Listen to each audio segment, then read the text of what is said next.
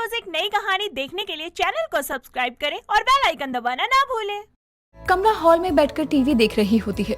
तभी कमला की नजर अपनी पास बैठी बहू चंदा पर जाती है, जो खीरे को नमक में डुबा कर नहीं बल्कि नमक को खीरे में डुबो कर खा रही थी। ये देखकर कमला अपनी बहू चंदा से कहती है, बहू ये क्या कर रही है तू? भला कोई इतना नमक खाता है? अरे माँ जी, बीपी जब से लो हुआ है तब से ही मुझे ये नमक खाने पड़ रहा है। बहू तो नमक एक चुटकी खाने वाली चीज है, पेट भरकर खाने वाली चीज थोड़ी है। तू इतना नमक खा रही है जैसे तूने आज से पहले नमक खाया ही ना हो। अब चंदा खीरे के साथ नमक खाने के कुछ समय बाद ही अब नींबू खा रही होती है, जिसमें वो अपने हाथ पर रखकर नमक को नींबू में लगाकर खा रही थी। तभी विमला का आना होता है।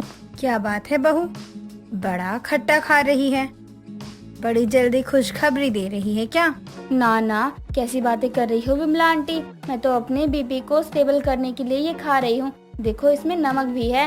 अरे बहू, तू इतना नमक क्यों खा रही है? ये शरीर के लिए अच्छा नहीं होता। अरे विमला, तू भी कहाँ उसके पीछे लगी हुई है। मैं सास हूँ, वो मेरी तो सुनती नहीं है, तेरी कहाँ से सुनेगी? ये भी सही कह रही है तो कमला, लेकिन सच कहूँ तो कमला, इसे कहीं ये नमक खाने की आदत ना लग जाए, कल को बच्चा होगा तो दिक्कत हो जाएगी।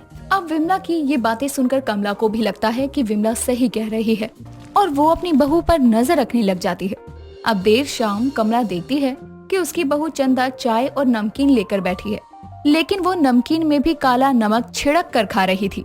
अब ये सब देखकर कमला अपनी बहू से कहती है, बहू कल से ऐसा करियो कि चाय में भी नमक डाल कर ले आइयो, मीठी चाय क्यों पीनी? माँ जी आप कैसी बातें कर रही हो, भला कोई चाय में नमक डालता है? तो भला नमकीन में कोई नमक डालता है? कमला अपनी बहू के नमक खाने की आदत से परेशान हो चुकी थी, क्योंकि चंदा के ज्यादा नमक खाने की आदत की वजह से वो अब खाने में भी ज्यादा नमक डाल दिया करती। कमला को ये सब जहर लगता।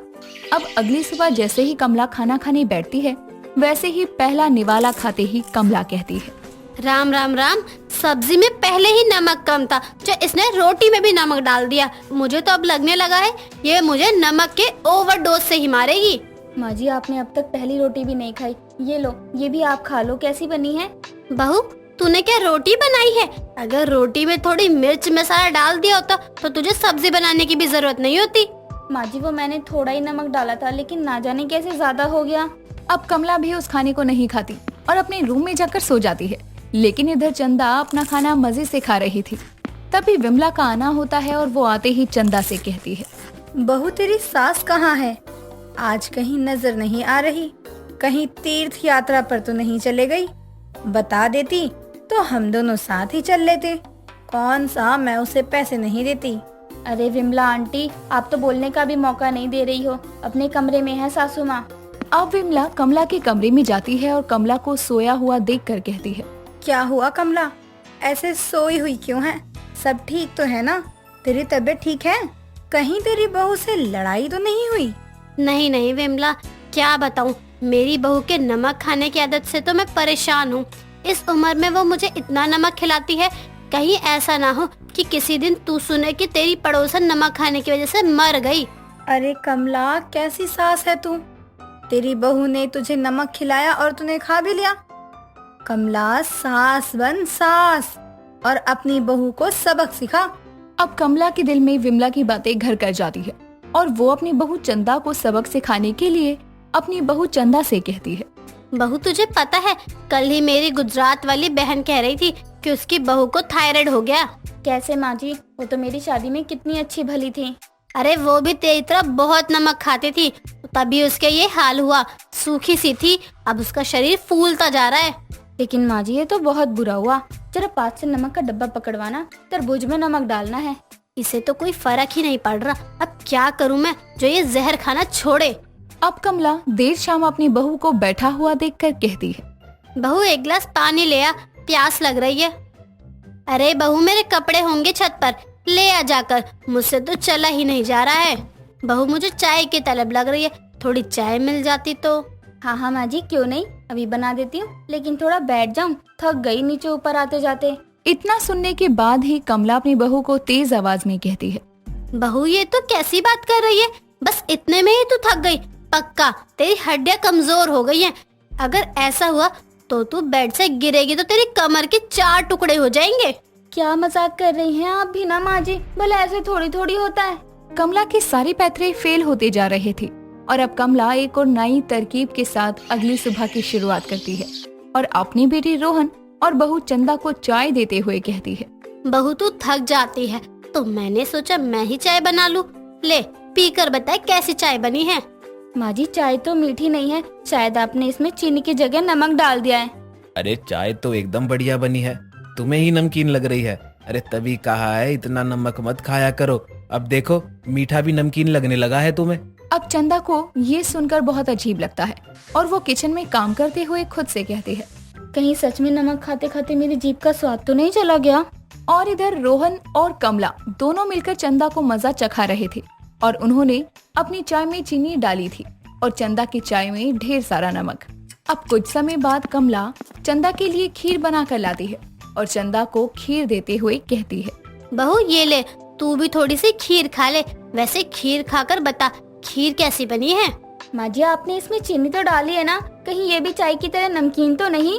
नहीं नहीं बहू तू कैसी बात कर रही है, खीर तो मीठी ही होगी, लेकिन अब तेरी जुबान का टेस्ट चला गया है तो क्या किया जा सकता है। अब जैसे ही चंदा खीर खाती है वैसे ही वो उसे थूक देती है और अपनी सास सरला से कहती है, माँ जी ये भी मुझे नमकीन लग रही है और इसे खाने के बाद तो मुझे ऐसा लग रहा है कि इसमें जहर तो नहीं है। अब बहू तेरा कुछ नहीं हो सकता, तुझे तो हर चीज में नमक ही लग रहा है, जुबान ही खराब हो गई है तेरी तो। अब देर शाम की सब्जी रोटी चंदा खुद से बनाती है और उसमें अपने हिसाब से नमक भी डालती है, लेकिन अब जब सबके खाने के बाद चंदा खाना खाने बैठती है तो वैसे ही रोते हुए वो अपने पति रोहन से कहती है, सुनिए जी मेरा इलाज करवा दीजिए वरना मैं तो भूख ही मर जाऊंगी, इसमें भी बहुत नमक है। मुझे तो खाने में नमक एकदम ठीक लगा। सच में चंदा तुमने अपनी जिंदगी खुद से खराब की है। क्या हुआ, खाना खाते हुए क्यों रो रही है, वो भी ऐसे जैसे किसी ने तेरा खाना छीन लिया हो। माँ जी मेरी जुबान खराब हो गई, अब क्या होगा, कहीं डॉक्टर मेरी जुबान तो नहीं काट देंगे? ऐसा कुछ नहीं होगा, जो भी हुआ है वो मैंने और रोहन ने तुम्हें सबक सिखाने के लिए किया था। यानी मेरी जुबान ठीक है? हाँ ठीक है, जब तक तुम नमक नहीं खाती। चंदा को पता चलता है कि उसकी जुबान बिल्कुल ठीक थी, बल्कि उसके पति और सास उसके साथ ये सारा छल कर रहे थे ताकि उसे अपनी जुबान की चिंता हो और वो ज्यादा नमक खाना छोड़ दे। जिसके बाद चंदा अब ये वादा करती है कि वो कम नमक का सेवन करेगी और उसके बाद रोहन और सास हंसने लगते हैं और उसके बाद चंदा हमेशा इस बात का ध्यान रखती है और हमेशा कम नमक खाती है। दोस्तों अगर आपके घर में भी कोई ऐसा है जो कि थोड़ा ज्यादा नमक खाता है या फिर नमक खाना पसंद ही नहीं करता तो हमें कमेंट करके बताना ना भूले। वीडियो पसंद आई हो तो वीडियो को लाइक करें, शेयर करें और कमेंट करके अपने सुझाव हमें बताना न भूले। कीर्ति एक बहुत ही मूडी लड़की थी, हर मिनट उसके मूड स्विंग्स होते रहते थे। अब आप लोग सोच रहे होंगे कि इतने जल्दी मूड स्विंग्स कैसे हो सकते हैं, तो मैं बता दूं, कीर्ति कभी पल भर में शोला तो कभी पल भर में शबनम हो जाने वाली लड़की थी। इसीलिए कीर्ति को समझ पाना शायद ही किसी के बस में था। ऐसे ही एक दिन कीर्ति अपने घर में बैठी होती है और आवाज लगाकर अपनी माँ कल्याणी को बुला कर कहती है, माँ मेरा आलू के पराठे खाने का बहुत मन कर रहा है, बना दो ना। तुझे शर्म नहीं आती है, इतनी बड़ी हो गई है और अभी भी अपनी माँ को ही काम करने के लिए बोल रही है। ये नहीं कि जो मन में है वो खुद ही बना ले और माँ को भी दे दे। हाँ मैं तो आपकी कुछ लगती ही नहीं हूँ ना, यही अगर बाहर वाला कुछ भी बोल दे तो आप करने लग जाओगे, लेकिन मेरे लिए तो आपसे कुछ किया ही नहीं जा रहा ना। बेटा तू रो क्यों रही है, चुप हो जाना, मैंने तो गुस्से में बोल दिया था, तू ही तो मेरी बेटी है, मेरा सब कुछ है। अभी तू रुक, मैं अभी तेरे लिए आलू के पराठे बनाकर लेकर आती हूँ। इतना बोलकर कल्याणी कीर्ति के लिए आलू के पराठे बनाने किचन में चली जाती है और जैसे ही कल्याणी पराठे बना लेती है तो वो पराठे लेकर कीर्ति के पास आती है और उसको खिलाने लगती है। एक टुकड़ा खाने के बाद कीर्ति गुस्से में पराठों की थाली को फेंक कर कहती है, मुझे नहीं खाना कुछ भी, आप ही खाओ। पता नहीं क्या दुश्मनी है मुझसे, इतनी ऑयली पराठे खिलाकर मोटी करना चाहती हो क्या? मैं तो तुझे मना ही कर रही थी, लेकिन तू ही रोने लगी और अब जब मैं लेकर आई हूँ तो तू बहाने कर रही है ना खाने के। अच्छा अब मेरा बोलना आपको बहाना लगने लगा, आप ही खाओ ये पराठे, मुझसे तो नहीं खाए जाएंगे। तू पागल हो गई क्या? यहाँ तो मैं तेरे लिए बना कर भी ले आई और अब तू खा भी नहीं रही है। हाँ, आप ही खा लो ना, आपको इतना मन हो रहा है तो मेरे पीछे क्यों पड़ी हो? इतने रंग तो गिरगिट भी नहीं बदलता जितने तू बदल रही है। अब कहाँ जाएगी इतने रंग लेकर? एक तो वैसे भी मेरे कोई पापा नहीं है, अगर मैं कोई जिद कर रही हूँ तो आप उसे ऐसे मना तो मत करो। आपके सिवा मेरा है ही कौन? हे भगवान, क्या टीवी सीरियल जैसी बेटी दी है तूने। कोई मिले जो पहले इसको समझाए और फिर मुझे समझा दे कि कब ये क्या बोलने वाली है। मैं जा रही हूँ अपने कमरे में, मुझे पढ़ाई भी करनी है। कीर्ति वहाँ से अपने कमरे में चली जाती है और अपना काम करने लगती है। ऐसे ही मूड स्विंग्स के कारण कीर्ति का कभी कोई तो कभी कोई रूप देखने को मिलता। एक दिन कीर्ति अपने कॉलेज से घर आ रही होती है कि तभी पीछे आवाज लगाते हुए उसका कॉलेज फ्रेंड देव आकर उससे कहता है, अरे कीर्ति रुको, रुको तो सही, कहाँ भागे जा रही हो? मेरी बात तो सुनो, अरे मेरी बात तो सुन लो। क्या है? मुझे तुमसे बात नहीं करनी, दूर रहो मुझसे और मेरा रास्ता छोड़ो, घर जाना है मुझे। ऐसा भी क्या कर दिया मैंने? तुम मुझसे ये बात क्यों नहीं कर रही हो? मुझसे कोई गलती हुई तो मुझे बता दो, बट गुस्सा मत करो प्लीज। तुम जाओ अपने मोमोज खाओ, मुझे नहीं करनी तुमसे बात। ओ अच्छा, तो तुम इसलिए नाराज हो? यार मैं तुम्हारा इतनी देर से वेट कर रहा था, तुम आई नहीं तो मैंने खा लिया। अच्छा ये सब छोड़ो, मुझे तुमसे कुछ जरूरी बात करनी है। क्या बात करनी है? जल्दी बोलो। मैं तुमसे बहुत प्यार करता हूँ और तुमसे शादी करना चाहता हूँ। क्या? तुम्हारी हिम्मत कैसे हुई ये बोलने की? नहीं नहीं, कोई जबरदस्ती नहीं है, मैं तुमसे प्यार करता हूँ, लेकिन जरूरी नहीं कि तुम भी मुझसे प्यार करो। अगर तुम मना करना चाहो तो मना कर सकती हो। अरे पागल, मैं तो मजाक कर रही थी। मैं तो तुमसे बहुत प्यार करती हूँ, बस तुम्हारे बोलने का वेट कर रही थी मैं तो। ये क्या था भाई? अभी तुम गुस्सा कर रही थी, अब अचानक से हंसने लगी।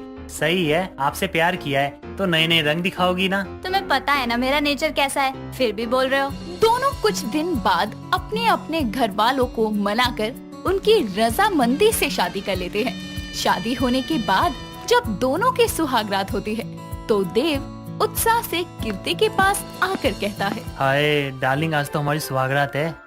है तो क्या करूँ मैं? क्या करूँ का क्या मतलब है? वही जो करना चाहिए। जाओ एक कोना पकड़ो और वहीं पड़े रहो, मेरा दिमाग मत खराब करो, मुझे नींद आ रही है। क्या यार, मूड मत खराब करो, ये क्या आलस फैला रखा है तुमने? नहीं नहीं, मुझे मारना मत, तुम्हारी मर्जी, जो करना है कर लो, प्लीज मारना मत। अचानक से डर क्यों रही हो? मैं तुम्हारा पति हूँ, मैं तुम्हें क्यों मारूंगा? ये क्या बोल रहे हो आप? प्लीज ना, मैं बहुत थक गई हूँ, खुद भी सो जाओ और मुझे भी सोने दो, ठीक है ना? इतना बोलकर कीर्ति सोने चली जाती है और इस तरह का कीर्ति का बर्ताव देखकर देव अपने आप से कहता है, हे भगवान, आपने मेरे नसीब में इंद्रधनुष के एक रंग नहीं बल्कि पूरे इंद्रधनुष के 7 रंग जैसी बीवी भेज दी। बेटा देव, तू तो गया, अब जरा संभल कर रहियो। इतना कहकर देव भी सोने चला जाता है और अगले दिन जब कीर्ति किचन में सबके लिए खाना बना रही होती है तभी उसकी सास सुमन आकर उससे कहती है, बहू क्या बात है, शादी के पहले ही दिन अपने ससुराल को इतने अच्छे से संभाल रही है। आज काम कर दिया तो ये मत समझना कि रोज रोज मैं ही करूँगी। बहू रानी हूँ मैं, नौकरानी मत समझना। मैंने तुझे नौकरानी कब बोल दिया? तू भी ना खुद से ही सोच लेती है। अच्छा तो अब आप मुझे सोचने के लिए भी मना करोगी? ये मत समझ लेना कि मैं और बहुओं की तरह हूँ जिसके साथ कुछ भी करो और वो कुछ बोले भी ना। आप सोच भी नहीं सकती मैं कैसी हूँ। मेरी ही गलती है, मैंने तुझसे कुछ बोल दिया, मुझे माफ कर दे, जो कर रही थी वो कर। अरे माँ जी, आप माफी क्यों मांग रही हो? आप तो मुझसे बड़ी हो, बल्कि मुझे आपसे माफी मांगनी चाहिए। अभी तो तू बड़ा बोल रही थी और अब अचानक से आग से बर्फ कैसे बन गई? वो मेरा स्वभाव ही ऐसा है, कब बदल जाए मुझे खुद ही नहीं पता चलता। सुमन कीर्ति के बर्ताव से चौंक जाती है, लेकिन वो कीर्ति को कुछ नहीं बोलती। धीरे धीरे करके उसे कीर्ति के ऐसे बर्ताव देखने की आदत हो जाती है। कुछ दिनों बाद सुमन की पड़ोसन उसके घर आती है और कहती है, सुमन बहन, जरा अपनी बहू से तो मिलवा, मैंने तो देखा ही नहीं, इतना समय हो गया है शादी को फिर भी। कीर्ति पड़ोसन की बात सुन लेती है और आकर बोलने लगती है, मैं क्या कोई लहंगा हूँ जो आप मुझे मुंह उठाकर देखने आ गई हो? ये तेरी बहू कैसे बात कर रही है? अरे बहू चुप हो जा, तुझसे बड़ी है ये। आप रहने दो माँ जी, आपसे कुछ नहीं होगा। ये लोग तो आते ही हैं दूसरों के घर में मजे लूटने। सुमन, तेरी तो जुबान ही नहीं खुल रही तेरी बहू के आगे, मैं जा रही हूँ। इतना बोलकर पड़ोसन उस समय तो चली जाती है, लेकिन कुछ दिनों बाद वो फिर से सुमन के घर आकर उससे कहती है, अरे सुमन बहन, जो भी कहो, तेरी बहू के बहुत नखरे हैं। तू भी क्या क्या बोलती है? वो मेरी बहू का स्वभाव ही ऐसा है, बाकी वो दिल की बहुत साफ है। हाँ हाँ, अपनी बहू की कौन बुराई करता है। यही अगर किसी और की होती ना तो तू भी बोलती। ये सब छोड़, तू बता क्या खाएगी, मैं अभी अपनी बहू से मंगवा देती हूँ। हाँ, वैसे भी तू इतनी मोटी है, तुझसे तो होगा भी नहीं, जब बोल दे तेरी नकचड़ी बहू से। पड़ोसन की बात सुनकर सुमन कीर्ति के पास जा ही रही थी कि उसका पैर फिसल जाता है और वो गिर जाती है, जिस पर पड़ोसन हंसते हुए कहती है, अरे सुमन, अब क्या तुझसे तेरा वजन भी नहीं संभाला जा रहा, चल अब उठ भी जा। इतने में ही वहाँ अचानक कीर्ति आ जाती है और वो सुमन को ऐसे गिरा देखकर और उसके पड़ोसन को हंसते हुए देखकर गुस्से में कहती है, आपको दिख नहीं रहा माँ जी गिर गई हैं, उनको उठा नहीं सकती तो कम से कम हंसो तो मत। इतना बोल रही है तो खुद ही उठा ले। हाँ, मैं आई हूँ तो उठा ही लूंगी, और आप जाओ अपने घर। कीर्ति अपनी सास को सहारा देकर उठाती है, जिसके बाद सुमन अपनी पड़ोसन से कहती है, मेरी बहू में बस नकचड़ी का रंग ही नहीं है, फिक्र और प्यार का भी रंग है उसमें। भले ही वो कैसी भी हो, लेकिन इसका स्वभाव भी ऐसा ही है, कभी भी बदल जाता है, लेकिन प्यार और फिक्र तो इससे भी रहती है। और हाँ, मेरी बहू अतरंगी नहीं सतरंगी है। सुमन की बात सुनकर पड़ोसन खुद चिढ़कर अपने घर चली जाती है, जिसके बाद सुमन अपनी सतरंगी बहू को अपनाकर उसके साथ खुशी खुशी रहती है। दोस्तों, अगर आपको ये कहानी पसंद आई तो इसे लाइक करें, शेयर करें और कमेंट करके बताएं कि कहानी में आपको सबसे अच्छा क्या लगा।